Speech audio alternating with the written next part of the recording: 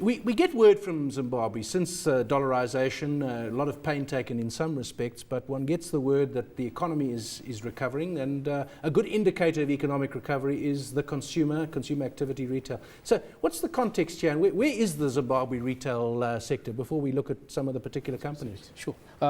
As you say, since dollarisation, there has been seen an improvement.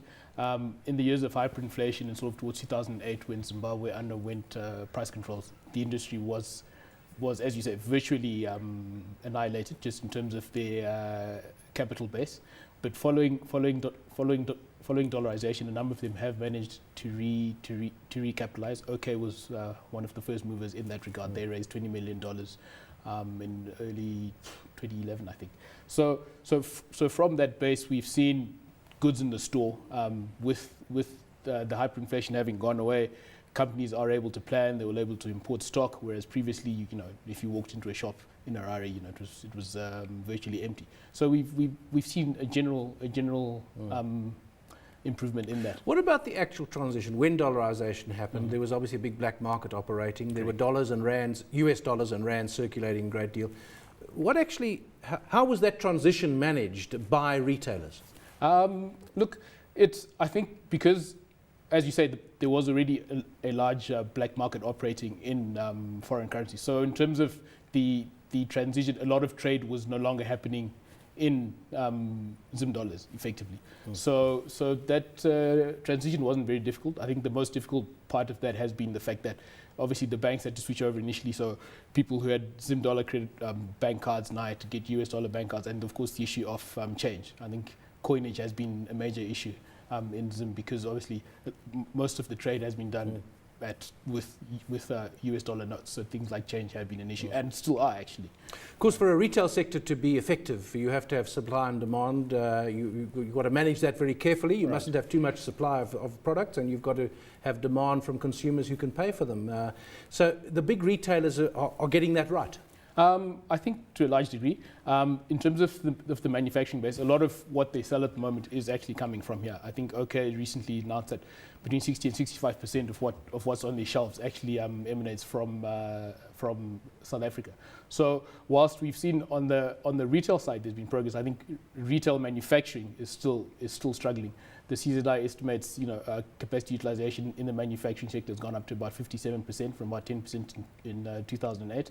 But they still need another 2 billion to actually enable them to get to full recapitalization. You talked about recapitalization. $20 million was the number you mentioned. Where does that money come from? Who's recapitalizing? Well, OK, for example, rights offer. I think it was a combination. Investor came in with $5 million of that 20 as a convertible loan. The other 50 million came from existing shareholders, and obviously there has been some interest from foreign investors. Pick n Pay has just increased their stake in TM, which is the supermarket subsidiary of Meikles, from 25 to 49%. They're going to put in $13 million. So we have seen, as I say, retail interest primarily coming from South Africa, I think. Of course, those are brands that are known. Meikles is a long-established brand in Zimbabwe, formerly Rhodesia. I mentioned in the introduction Truworths and Edgars. These are great South African brands. Right. So they must have carried their operations there, and now they're able to invest and presumably beginning to get returns. Yes, Edgars particularly in their last results showed a very strong set of results. I don't think they'll be paying a dividend just yet. I think Truworths as well.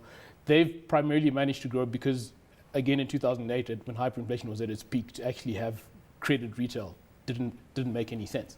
So they stopped giving credit, and then this is slowly, as the Zim economy dollarized, they then started giving so that's actually a measure of confidence in the economy and in the monetary system if a retailer is prepared to give credit. Yes, I think it is. There is also some risk. There's no formal credit bureau, for example, in Zim at the moment. But I think that the repayment culture has traditionally been quite strong. If you look at provisioning levels, Edgars is sitting about 2.5% of their book. Truworths at about 5.2%, so maybe a bit more conservative there. But I think just because tight liquidity situation in the country, I think credit has been the way that they've managed to actually grow. What are the investment opportunities? And one thinks of the property market. You know, there's some wonderful properties in Zimbabwe, and people say, well, we'd like to get those, but it's all a question of timing as to price, but also political instability, perceptions of issues. Your namesake, I presume no relation, Robert Mugabe, goes on and on. So there are issues of confidence. But if you get in at the right time, there's going to be big growth. Yeah, I think obviously now with an election around the corner, there are some concerns from foreign investors. And with them having their own issues in the Eurozone, for example, where some of that investment comes from, volumes haven't been as great. But we're of the view that a lot of this negative news is already priced into the So in the retail sector, investment opportunities now? Yeah, okay, definitely. We still have a buy on OK. Delta is another very good example. That's been doing very well.